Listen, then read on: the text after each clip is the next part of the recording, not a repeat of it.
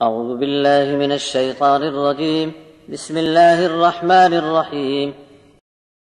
إن المسلمين والمسلمات والمؤمنين والمؤمنات والقانتين والقانتات والصادقين والصادقات والصابرين والصابرات والخاشعين والخاشعات والمتصدقين والمتصدقات والصائمين والصائمات والحافظين فروجهم والحافظات والذاكرين الله كثيرا والذاكرات أعد الله لهم مغفرة وأجرا عظيما. وما كان لمؤمن ولا مؤمنة إذا قضى الله ورسوله أمرا أن يكون لهم الخيرة من أمرهم ومن يعص الله ورسوله فقد ضل ضلالا مبينا.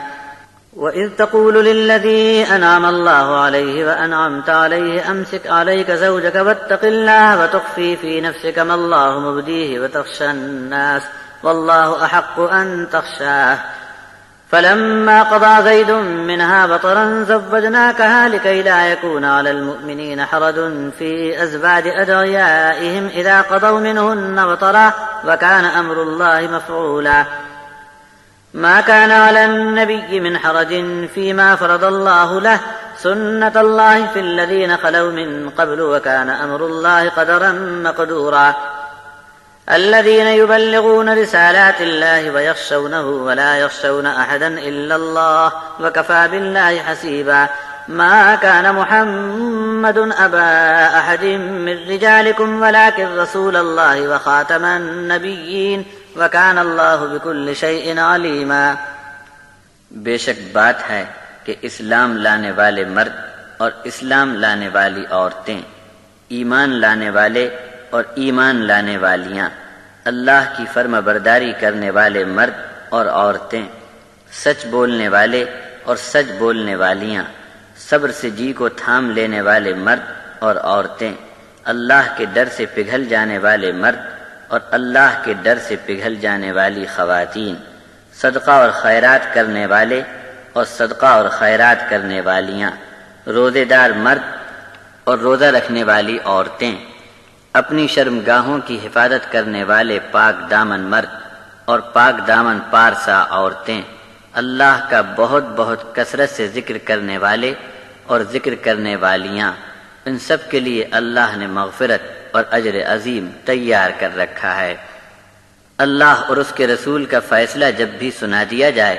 تو کسی ایمان والے مرد اور کسی بھی ایمان والی عورت کو اپنی پسند ناپسند کا کوئی حق باقی نہیں رہا، اور پھر بھی جو کوئی اللہ اور اس کے رسول کا حکم نہ مانے تو اس کی خیریت نہیں کہ وہ کھلی ہوئی گمراہی میں جا پڑا۔ جس شخص پر اللہ نے انعام فرمایا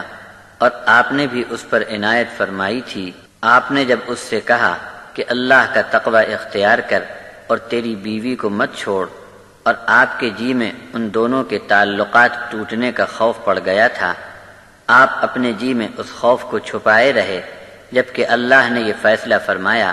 کہ اب ان دونوں کے مزاج کی انبن کو ظاہر فرما دے گا، جبکہ آپ کو اس جوڑے کی ناکامی پر لوگوں کی بدگوئی کا اندیشہ بنا ہوا تھا، آپ کو تو صرف اللہ کا ہی لحاظ کرنا ہے۔ پھر جب زید کی طبیعت اس عورت سے اچاٹ ہو گئی اور زید نے اسے چھوڑ دیا تو بعد میں ہم نے اس خاتون کو آپ کے نکاح میں دے کر آپ کی زوجہ بنا دیا، تاکہ اب ایمان والوں کو اپنے منہ بولے بیٹوں کی عورتوں سے جب وہ اپنی بیوی کو چھوڑ دیں تو نکاح کرنے میں حرج باقی نہ رہے۔ اور اللہ نے اسی طرح اپنے حکم کو نافذ کرنا تھا جو کر دیا۔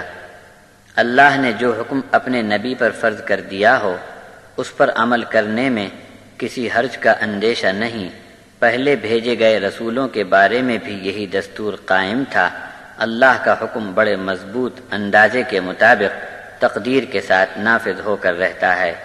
جو لوگ اللہ کا پیغام انسانوں تک پہنچاتے ہیں اور صرف اللہ کا خوف رکھتے ہیں، پھر اس کے سوا کسی اور کا خوف اور ڈر نہیں رکھتے، تو پورے انتظام کے ساتھ اللہ کی نگہبانی ان کے لیے کافی ہے۔ محمد تم میں سے کسی مرد کے باپ نہیں، لیکن اللہ کے رسول بنا کر بھیجے گئے، اور سب نبیوں کا سلسلہ ختم ہونے پر تشریف لائے ہیں،